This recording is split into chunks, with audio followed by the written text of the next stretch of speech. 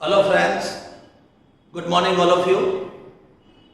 14મું chapter જૈવિક અણુઓ છેલ્લા બે ટોપિક જે બાકી છે ન્યુક્લિક એસિડ અને અંતઃસ્રાવ.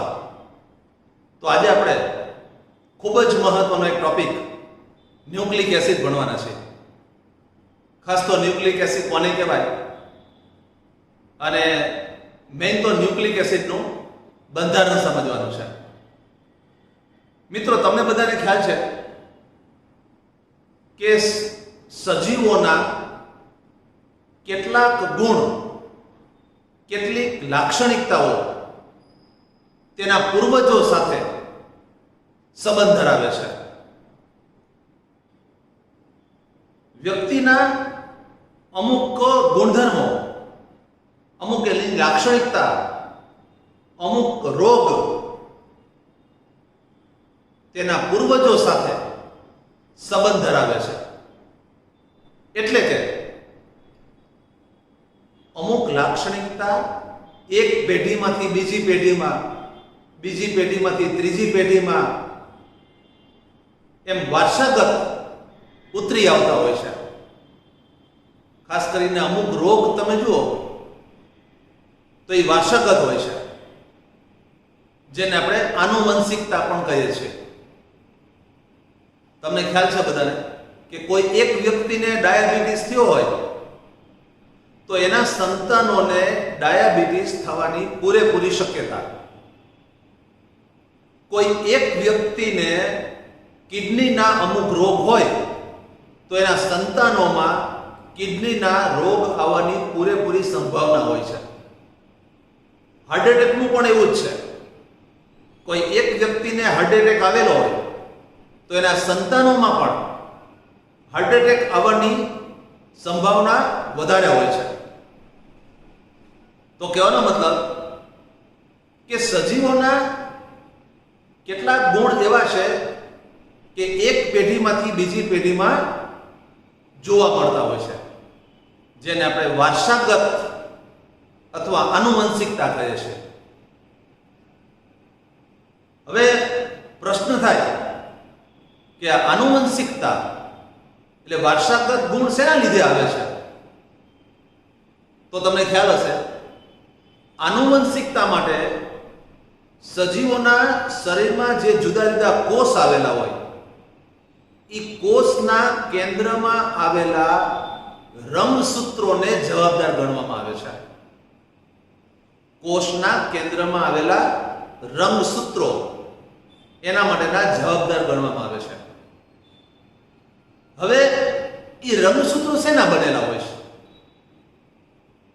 તો એ રંગસૂત્રો પ્રોટીન અને ન્યુક્લિક એસિડના બનેલા હોય છે.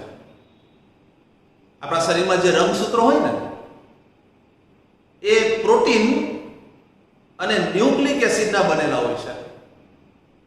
એટલે ખરેખર તો વ્યક્તિના જે આનુવંશિક વારસાગત ગુણ જે છે એના માટે મુખ્ય જવાબદાર ન્યુક્લિક એસિડને ગણવામાં આવે છે. તો આજે આપણે ન્યુક્લિક એસિડના બંધારણનો અભ્યાસ કરવાનો છે. સાયન્સના સ્ટુડન્ટ છો એટલે બધાને આમ તો ખ્યાલ હોય જ કે ન્યુક્લિક એસિડ જે છે એ પાછા બે પ્રકારના જાણીતા છે, આરએનએ અને ડીએનએ.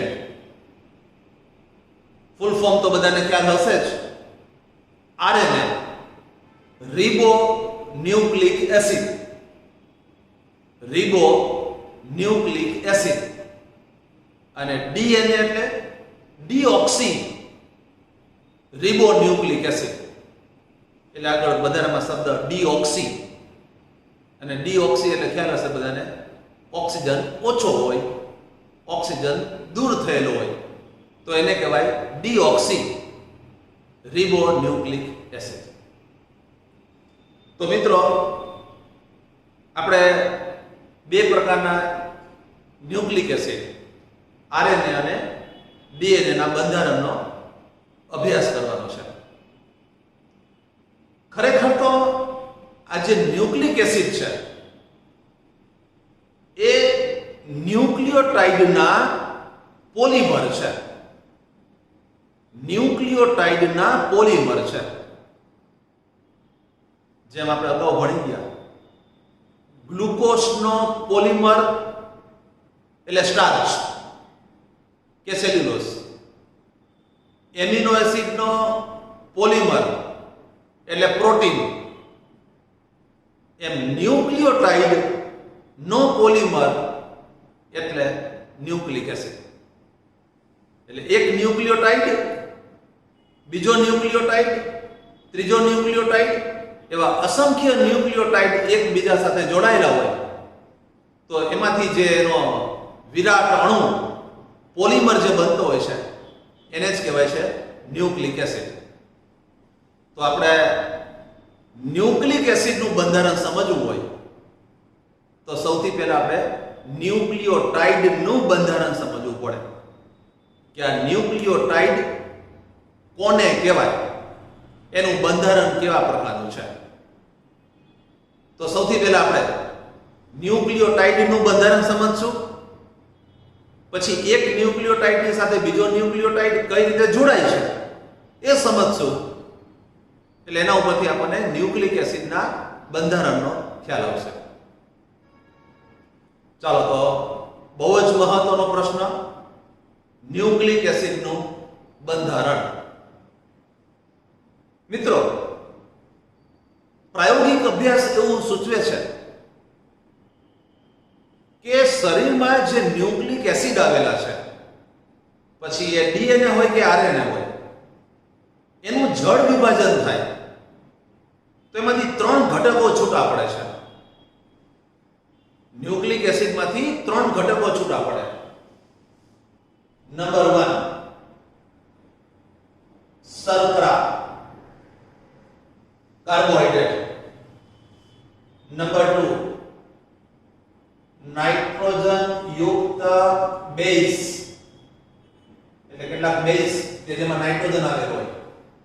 અને number 3 phosphoric acid. Phosphoric acid.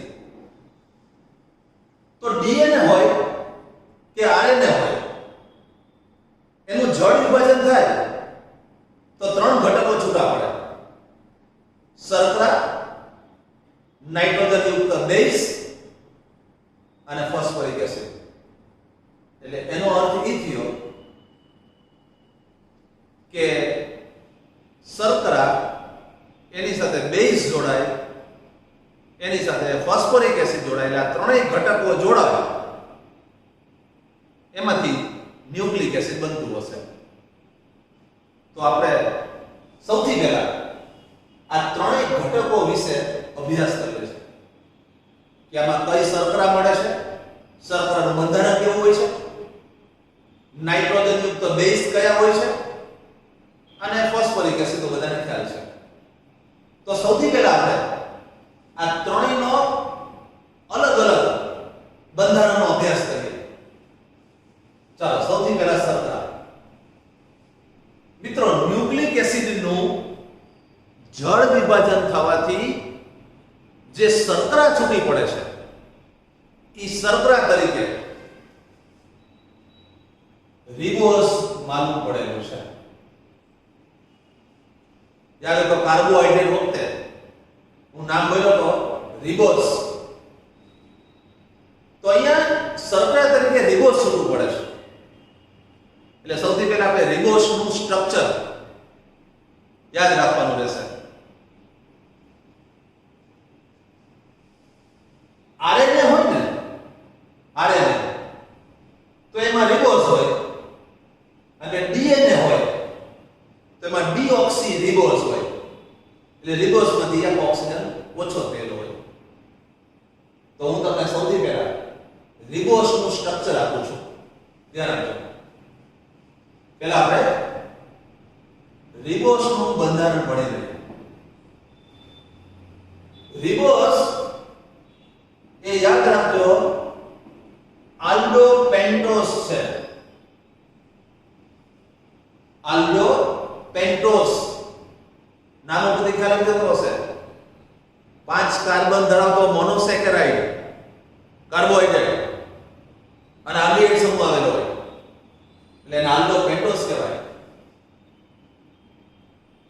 પાંચ કાર્બન આવેલા હોય. પહેલો કાર્બન આલ્ડિહાઇડ છે CHO, છેલ્લો કાર્બન CH2H, અને વચ્ચેના આ જે ત્રણ કાર્બન લીધા બધામાં OH જમણી બાજુ છે અને H ડાબી બાજુ છે. તો આને કહેવાય છે રિબોસ.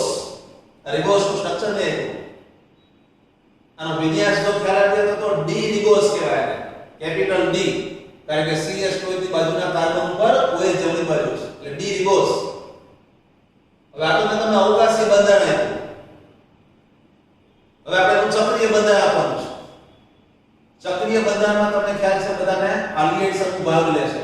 CHO આલ્ડિહાઇડ નો 1 નંબર 1 2 3 ને 4, આ ચોથા નંબરના OH માંથી H અહીંયા આવશે એટલે અહીંયા OH થઈ જશે અને આ કાર્બન સાથે ઓક્સિજન થી જોડાયેલો. તો આ રિબોસની ચક્રીય રચના મેં તમને આપી. માર્ક કરો 1 2 3 4, ચાર કાર્બન અને એક ઓક્સિજન એટલે પાંચ સભ્યોવાળું બંધારણ. પાંચ સભ્યોનું બંધારણ યાદ તો ફ્યુરેનોસ બંધારણ કહેવાય. ફ્રુક્ટોસ માં હતું જો યાદ હોય તો, એટલે ફ્રુક્ટોસ જેવી ચક્રીય રચના થશે. બીજું અત્યારે મેં પેલા કાર્બન પર હોય જમણી બાજુ રાખ્યો છે એટલે આ સંઘટક કયો થશે? આલ્ફા સંઘટક. તો હું હવે આવર્ત બંધારણ આપું છું જોવાનું. તો આ ફ્યુરેનોસ બંધારણ થયું. ચાલો પહેલો કાર્બન ડાબી બાજુના ઉપર તો H OH, ડાબી બાજુના બધા ઉપર H OH, બધા બાજુ એક સરખું છે H OH, અને આમાં H અહીંયા લખવાનો અને CH2H ઉપર. આ 1 નંબર 1 2 3 4 અને 5 આમે આલ્ફા સંઘટક લખ્યો છે. હવે ન્યુક્લિક એસિડના જળ વિભાજનથી જે રિબોસ મળે છે એ સાબિત થયું છે કે બીટા સંઘટક છે એટલે બીટા રિબોસ છે. એટલે રિબોસ કરો પણ કયો સંઘટક છે? બીટા રિબોસ. ચાલો આ મેં સ્ટ્રક્ચર લખ્યું આલ્ફા. મારે બીટા નું લખવું હોય તો H જમણી બાજુ OH ડાબી બાજુ. ચાલો બીટા રિબોસ થઈ ગયો. અહીંયા પહેલા નંબરના કાર્બન ઉપર OH ઉપર લખવાનો, H નીચે. તો આનું નામ થશે બીટા રિબોસ. ડી વિન્યાસ હતો એટલે આને તમે બીટા ડી રિબોસ પણ કહી શકો. બીટા ડી રિબોસ પણ કહેવાય. અને આ બીટા ડી રિબોસ જે છે એ ભૂલતા નહીં RNA માં હોય. એટલે તમે RNA નું જળ વિભાજન કરો ને તો જે શર્કરા છૂટી પડે એ કઈ હોય છે? બીટા ડી રિબોસ હોય છે.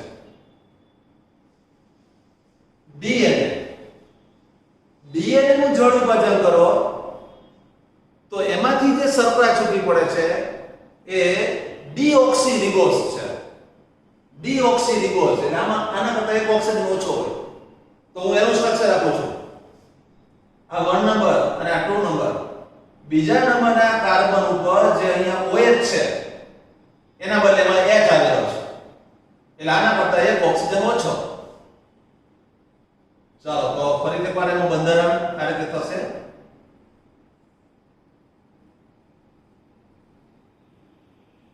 તો આ પહેલો કાર્બન OH ઉપર છે, H નીચે એટલે બીટા સંઘટક. હવે અહીંયા H ને અહીંયા પણ H હોય, બાકી બધું એમ નથી. H OH H અને CH2H. તો આ 1 નંબર છે અને આ 2 નંબર છે. તો ભૂલતા નહીં આ બીજા નંબરના કાર્બન ઉપરથી આપણે ઓક્સિજન દૂર કર્યો. હવે એ બીજા નંબરના કાર્બન ઉપર એક ઓક્સિજન ઓછો છે એટલે આને નામ આપશું આપણે બીટા 2 ડીઓક્સી રિબોસ. એટલે બીટા રિબોસ હતો એના બીજા નંબર ઉપરથી ઓક્સિજન ઓછો કર્યો એટલે એને બીટા 2 ડીઓક્સી રિબોસ કહેવાય. અને આ શર્કરા શેમાં આવેલી હોય? તો કે DNA માં આવેલી હોય. તો આ સૌથી પહેલો મુદ્દો. કે ન્યુક્લિક એસિડના જળ વિભાજનથી જે શર્કરા છૂટી પડે છે એ શર્કરા કઈ અને એનું બંધારણ શું? તો આરએનએ માં બીટા ડી રિબોસ, ડીએનએ માં બીટા 2 ડી ઓક્સી રિબોસ. બે નામે તમને સ્ટ્રક્ચર આપી દીધા. ચાલો તો ન્યુક્લિક એસિડનું બંધારણ સમજવા માટે પહેલો ટોપિક શર્કરા તરીકે રિબોસ અને ડીઓક્સી રિબોસના બે બંધારણ તમે ખાસ યાદ રાખજો. હવે આગળ જઈએ નાઇટ્રોજન યુક્ત બેઝ બીજો ભાગ. ન્યુક્લિક એસિડનું આપણે જળ વિભાજન કરીએ ને તો કેટલાક નાઇટ્રોજન યુક્ત ચક્રીય સંયોજનો, વિષમ ચક્રીય સંયોજનો છૂટા પડે છે કે જે બધા બેઝ હોય છે, એટલે એને નાઇટ્રોજન યુક્ત બેઝ કહેવાય. અહીંયા નાઇટ્રોજન યુક્ત બેઝ તરીકે જુદા જુદા 5 જેટલા બેઝ જોવા મળે છે.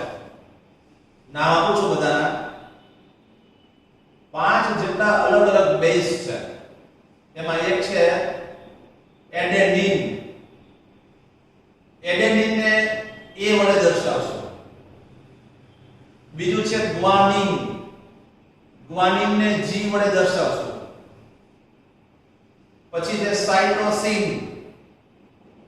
સાઇટોસિન ને C વડે દર્શાવાય.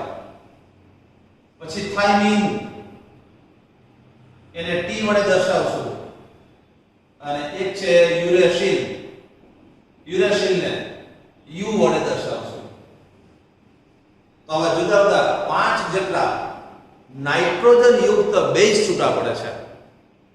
એડેનિન, ગ્વાનિન, સાઇટોસિન, થાઇમિન અને યુરેસિલ. બુકમાં પાંચેના સ્ટ્રક્ચર આપ્યા છે, પણ તમારે સ્ટ્રક્ચર યાદ રાખવાના નથી. એ માત્ર તમને જાણ માટે આપેલા છે, પણ એના નામ અને એની ટૂંકી સંજ્ઞા ખાસ યાદ રાખજો. બીજું, હવે હું તમને આના ઉપરથી જે થોડી માહિતી આપું છું એ યાદ રાખજો. એડેનિન અને ગ્વાનિન જે છે ને, એડેનિન અને ગ્વાનિન એ બંને દ્વિચક્રીય હોય છે. એટલે તમે એનું સ્ટ્રક્ચર માર્ક કરજો, એમાં 2 ચક્ર આવેલા હશે. એટલે એડેનિન અને ગ્વાનિન એ દ્વિચક્રીય કહેવાય. અને તે પિરિમિડિન વ્યુત્પન્ન ગણાય છે. પિરિમિડિન વ્યુત્પન્ન કહેવાય. અને બાકીના 3 સાઇટોસિન, થાઇમિન અને યુરેસિલ આ બધા એક ચક્રીય હોય છે. એટલે એનું બંધારણ તમે માર્ક કરજો, એક ચક્ર હશે. એ ચક્રમાં નાઇટ્રોજન હશે, પણ એક ચક્રીય સંયોજનો છે જેને પ્યુરિન વ્યુત્પન્ન પણ કહેવાય છે. પ્યુરિન વ્યુત્પન્ન. આ માહિતી આપણી બુકમાં નથી, પણ યાદ રાખવી જરૂરી છે. એડેનિન અને ગ્વાનિન દ્વિચક્રીય અને પિરિમિડિન વ્યુત્પન્ન. સાઇટોસિન, થાઇમિન અને યુરેસિલ CTU એક ચક્રીય અને પ્યુરિન વ્યુત્પન્ન કહેવાય. હવે એક મહત્વનો મુદ્દો યાદ રાખવાનો છે બધાએ કે DNA માં કયા બેઝ હોય છે અને RNA માં કયા બેઝ હોય છે. કારણ કે બંનેમાં અમુક બેઝ છે એ કોમન છે. અમુક બેઝ કોમન છે. 3 બેઝ તો કોમન જ છે, ખાલી એક જ બેઝમાં જુદા પડે છે.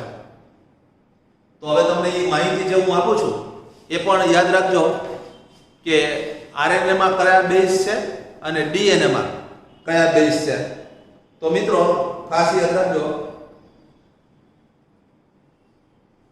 DNA માં જો અહીંયા લખું છું, DNA માં એડેનિન છે, ગ્વાનિન છે, એડેનિન અને ગ્વાનિન, સાઇટોસિન છે અને થાઇમિન છે.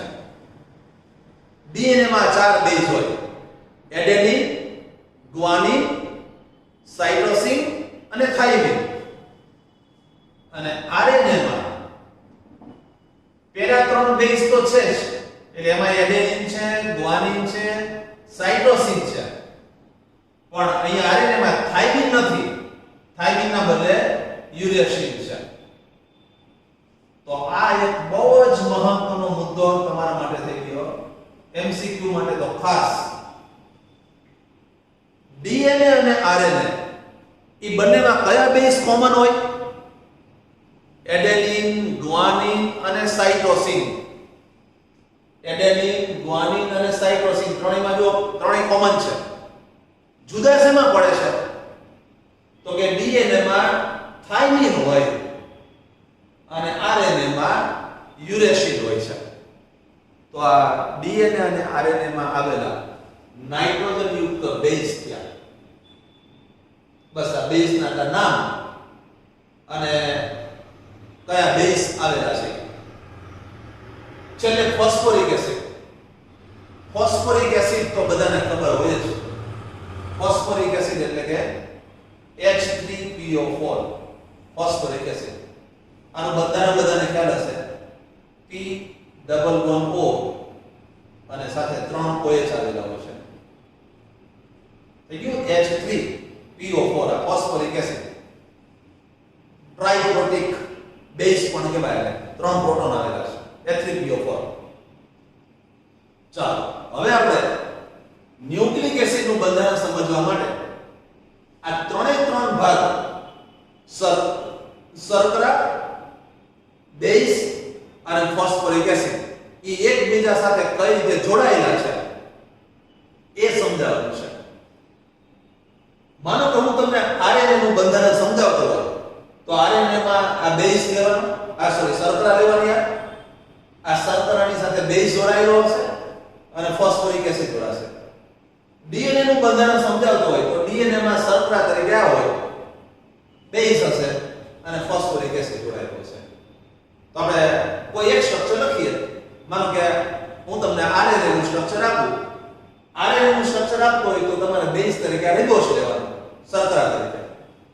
ચાલો તો હવે હું આ ત્રણેય વિભાગને એકબીજા સાથે કઈ રીતે જોડાયેલા છે એ સમજાવીશ. આ બધું કાઢી નાખું છું. હવે ખૂબ લાંબો એક પ્રશ્ન છે પણ અગત્યનો પ્રશ્ન છે. બોર્ડમાં પણ 4 માર્કમાં પૂછી શકાય એવો પ્રશ્ન છે. ચાલો હું સૌથી પહેલા તમને આરએનએ નું બંધારણ સમજાવું. તો આરએનએ માં શર્કરા તરીકે બીટા ડી રિબોસ હશે. તો હું અહીંયા ફરીથી એકવાર આ બીટા ડી રિબોસ નું સ્ટ્રક્ચર લખું છું. જો OH H OH H CH2H. ચાલો આનું નામ આપણે બીટા ડી રિબોસ અને આ આરએનએ માં હોય. સૌથી પહેલા આ શર્કરાના આ પહેલા નંબરના કાર્બન સાથે બેઝ જોડાશે. આરએનએ માં જે જુદા જુદા 4 બેઝ કીધા ને આપણે, એમાંથી કોઈ પણ એક બેઝ વિચારીએ આપણે. એ બેઝ નું સ્ટ્રક્ચર જેવું હોય કે એમાં NH સમૂહ આવતો હોય કે NH2 આવતો હોય. હવે NH હોય કે NH2 હોય, એમાંથી H અને આનો OH પાણીનો અણુ દૂર થઈ જાય એટલે અહીંયા બેઝ જોડાયેલો હોય છે. તો આ જે શર્કરા છે રિબોસ, એના પહેલા નંબરના કાર્બન સાથે નાઇટ્રોજન યુક્ત બેઝ હશે. એ બેઝ ને તમને જે ઉપર 4 આપ્યા એ 4 માંથી કોઈ એક હોઈ શકે. તો આ પહેલો મુદ્દો યાદ રાખજો કે બેઝ એ શર્કરા સાથે જોડાય. બેઝ અને શર્કરા આટલો જે ભાગ બન્યો એ ભાગને કહેવાય છે ન્યુક્લિયોસાઇડ. અને શું કહેશો આપણે? ન્યુક્લિયોસાઇડ. નંબર આપવા માટે બેઝ પણ ચક્ર હોય એટલે ચક્રને નંબર આપવો પડે 1 2 3 4 એટલે અહીંયા જે આ જે શર્કરા છે ને એના કાર્બનને 1 2 3 ના વડે 1 ડેશ 2 ડેશ 3 ડેશ 4 ડેશ અને 5 ડેશ એ રીતે નંબર આપશો. આમાં ડેશ કહેશું કારણ કે અહીંયા આપણે બેઝમાં માનો કે નંબર આપવો હોય તો ત્યાં 1 2 3 હોય એટલે. તો ફરી એકવાર આ બેઝ જે છે એ બેઝ સાથે શર્કરા બે જોડાયેલા છે. શર્કરાના કયા કાર્બન અને બેઝ જોડાયેલું છે તો યાદ રાખજો શર્કરાના 1 ડેશ કાર્બન સાથે 1 ડેશ સાથે બેઝ જોડાય તો ન્યુક્લિયોસાઇડ બને. અને આ 5 ડેશ જે છે એ 5 ડેશ ની સાથે અહીંયા ફોસ્ફોરિક એસિડ જોડાય. 5 ડેશ સાથે શું જોડતો ફોસ્ફોરિક એસિડ તો એને કહેવાય ન્યુક્લિયોટાઇડ. તો જો ફરીથી એકવાર બેઝ વત્તા શર્કરા આટલું હતું એને ન્યુક્લિયોસાઇડ કીધું. હવે આ શર્કરાનો આ 5 ડેશ કાર્બન છે એની સાથે શું જોડાય ફોસ્ફેટ. ફોસ્ફેટ લખું કે ફોસ્ફોરિક એસિડ લખું બે એક જ. તો આને આપણે નામ આપશું ન્યુક્લિયોટાઇડ. ન્યુક્લિયોટાઇડ. ફરીથી એક વખત શર્કરાના કયા કાર્બન સાથે બેઝ જોડાયેલું છે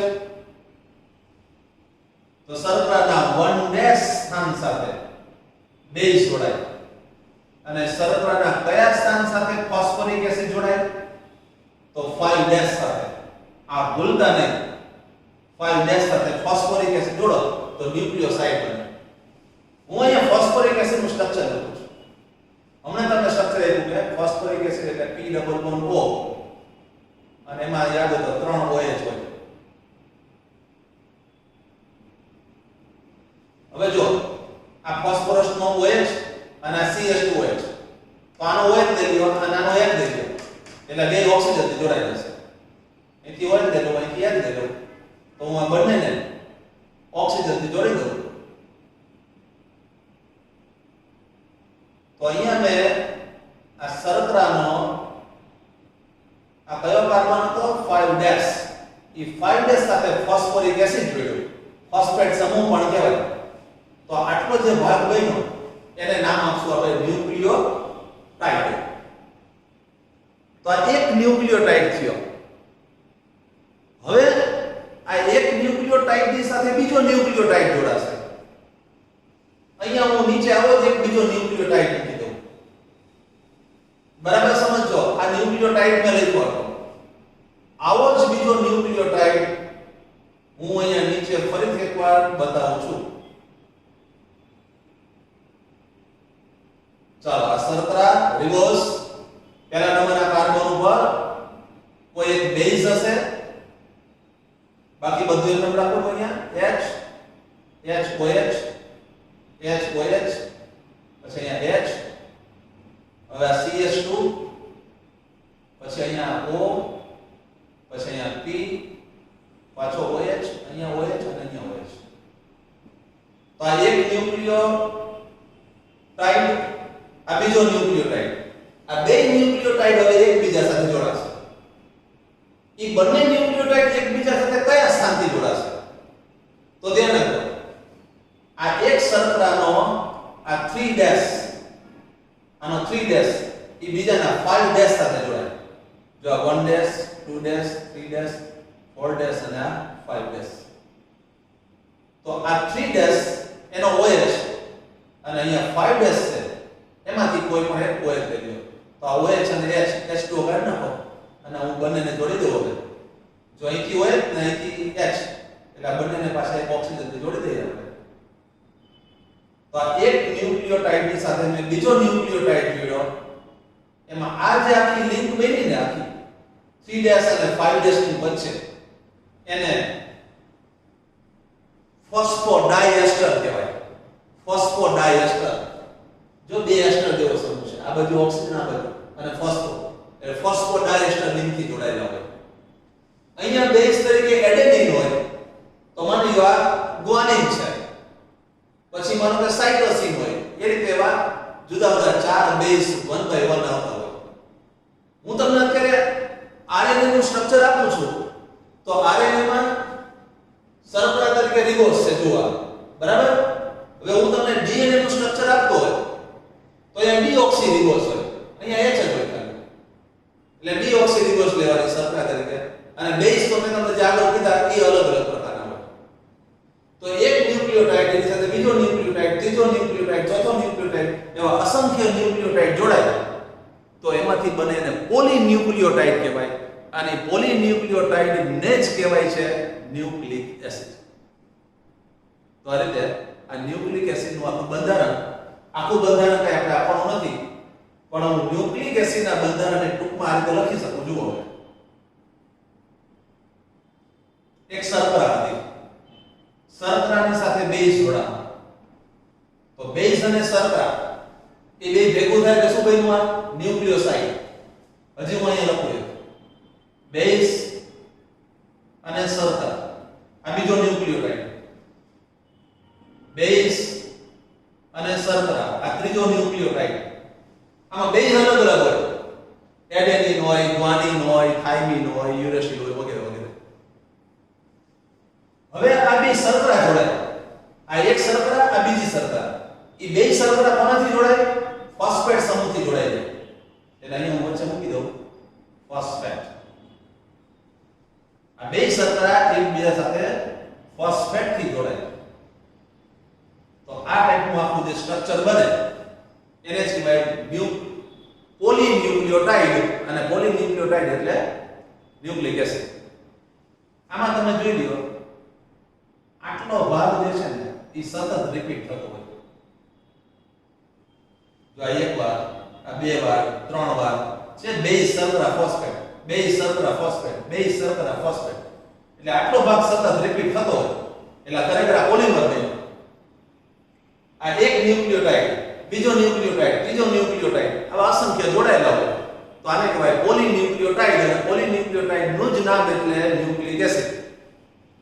તો આખો પ્રશ્ન ખ્યાલ આવી ગયો હશે. ડીએનએ ને આરએનએ માં ફેર શું?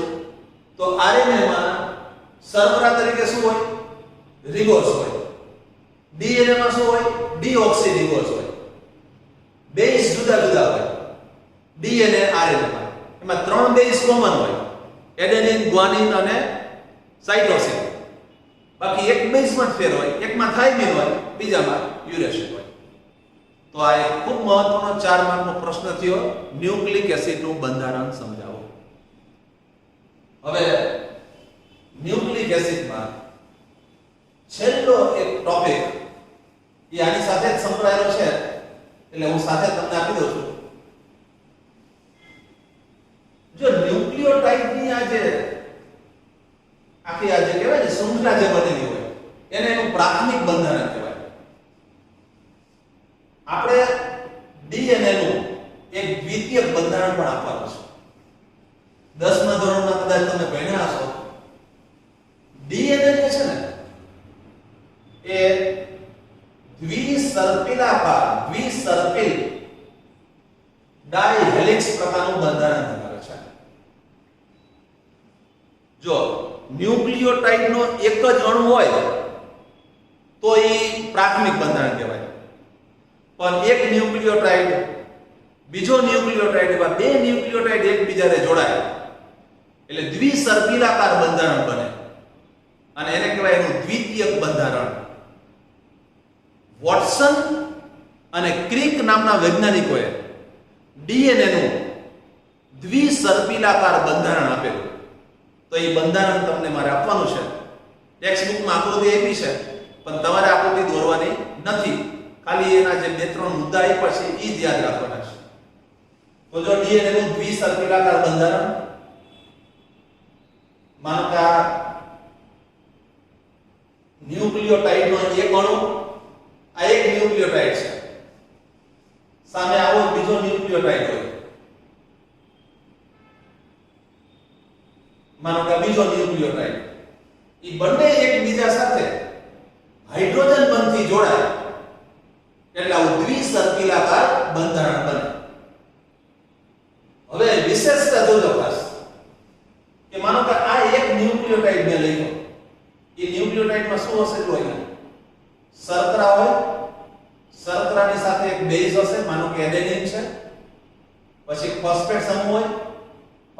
શર્કરા હોય, માનો કે ગ્વાનિન છે, પછી ફોસ્ફેટ, પાછું એક હોય બેઝ, પાછું માનો કે એડેનિન. ટૂંકમાં આવા બેઝ 1 by 1 જોડાતા હોય. હવે એક ન્યુક્લિયોટાઇડ ની સામે બીજો ન્યુક્લિયોટાઇડ એવી રીતે જોડાય કે એડેનિન ની સામે અહીંયા બેઝ તરીકે થાઇમિન આવતું હોય. એટલે આ બીજો ન્યુક્લિયોટાઇડ હોય ને એનો જે શર્કરા હોય એનો બેઝ કયો હોય? થાઇમિન. એ એની સામે આવે. અને ગ્વાનિન હોય તો એની સામે સી એટલે કે સાઇટોસિન આવે. એ હોય તો સામે ટી જ આવે. એવી એક વિશિષ્ટ ગોઠવણી હોય. એ ની સામે ટી હોય અને જી ની સામે સી હશે. એડેનિન અને થાઇમિન, ગ્વાનિન અને સાઇટોસિન. હવે એક વિશેષતા યાદ રાખજો. એડેનિન અને થાઇમિન ઈ બંનેની વચ્ચે બે હાઇડ્રોજન બંધ બનેલા હોય છે. એટલે અહીંયા બે હાઇડ્રોજન બંધ બનતા હોય છે. અને ગ્વાનિન અને સાઇટોસિન છે ઈ બંનેની વચ્ચે ત્રણ હાઇડ્રોજન બંધ બનતા હોય છે. એટલે અહીંયા ત્રણ હાઇડ્રોજન બંધ હોય. પછી અહીંયા પાછા બે બંધ હોય. પછી આ આપણે રિપીટ થતું હોય તો આ બે વસ્તુ ખાસ યાદ રાખવાની છે. એડેનિન અને સામે થાઇમિન એની સાથે બે હાઇડ્રોજન બંધ બને. ગ્વાનિન, સાઇટોસિન એની સામે પણ બે હાઇડ્રોજન, ત્રણ હાઇડ્રોજન બંધ બનતા હોય છે. બાયોલોજી વાળા સ્ટુડન્ટને તો આ બધું આવી ગયું છે એટલે ખબર હશે. હવે છેલ્લે આપણા શરીરમાં જે આરએનએ આવેલા હોય છે, રિબોન્યુક્લિક એસિડ, એના પણ અલગ અલગ ત્રણ પ્રકાર હોય છે. ખાલી નામ આપ્યા છે, યાદ રાખવાના છે. આરએનએ ત્રણ પ્રકારના હોય. એમઆરએનએ કહેવાય છે. એમઆરએનએ, મેસેન્જર આરએનએ, સંદેશાવાહક, સંદેશો એક જગ્યાએ બીજી જગ્યાએ પહોંચાડે, મેસેન્જર આરએનએ કહેવાય. એમઆરએનએ. પછી બીજું રિબોસોમલ આરએનએ, એ તો બાયોલોજીનો એક શબ્દ છે. અને ટીઆરએનએ. ટીઆરએનએ ટ્રાન્સફર અથવા સ્થાનાંતર, એક જગ્યાએથી બીજી જગ્યાએ સ્થાનાંતર થઈ શકતું હોય એવા. તો આરએનએ ના ત્રણ પ્રકાર: એમઆરએનએ, મેસેન્જર, રિબોસોમલ અને ટ્રાન્સફર આરએનએ. તો ડીએનએ ના આરએનએ એમાં ડીએનએ નું એક દ્વિસર્પિલાકાર બંધારણ, ખાલી વર્ણનને સમજવાનું છે. આકૃતિ ક્યાંય તમારે દોરવાની નથી. તો મિત્રો આ એક ખૂબ મહત્વનો ટોપિક ન્યુક્લિક એસિડ આપણે પૂરો કરીએ. ફરીથી એકવાર, ન્યુક્લિક એસિડમાં જે ડીએનએ અને આરએનએ છે એ વ્યક્તિના આનુવંશિક ગુણો માટે, વારસાગત ગુણ માટે જવાબદાર હોય છે. કોઈ એક વ્યક્તિના શરીરમાં ડીએનએ ની જેવી ગોઠવણી હોય ને એવી જ ગોઠવણી એના સંતાનોમાં આવતી હોય છે. જ્યારે કોષનું વિભાજન થાય અને એક કોષમાંથી જ્યારે બીજો કોષ બને ત્યારે કોષમાં ડીએનએ ની જેવી ગોઠવણી હોય, એની બેઝની જેવી ગોઠવણી હોય, એવી જ ગોઠવણી એના સંતાનોના ડીએનએ માં આવતી હોય છે. એટલે જે આનુવંશિકતા માટે જે કહે ને એનું જવાબદાર મુખ્ય કારણ આ ડીએનએ અને આરએનએ છે. તો મિત્રો 14મા પાઠના જુદા જુદા જે બાયોમોલિક્યુલ્સના બંધારણ સમજવાના છે એમાં ખરેખર જે 6 ટોપિક છે એમાંથી બંધારણ તો 3 ના જ આવ્યા. પહેલા કાર્બોહાઈડ્રેટ, પછી પ્રોટીનમાં આવ્યા અને ત્યારબાદ આ ન્યુક્લિક એસિડમાં આવ્યા. હવે આ પાઠનો એક છેલ્લો અને નાનો ટોપિક બાકી રહ્યો, અંતઃસ્ત્રાવ અથવા હોર્મોન્સ, કે જેમાં તમારે કોઈ સ્ટ્રક્ચર યાદ નથી રાખવાનું, માત્ર થોડી એની જે માહિતી આપી છે, થોડા જે અંતઃસ્ત્રાવના જે નામ આપ્યા છે અને એનું જે કાર્ય આપ્યું છે એ તમારે યાદ રાખવાનું છે. તો એ આપણે હવે નેક્સ્ટ ટાઈમ લેશું. આજે એ સુધી રાખીએ છીએ. Thank you.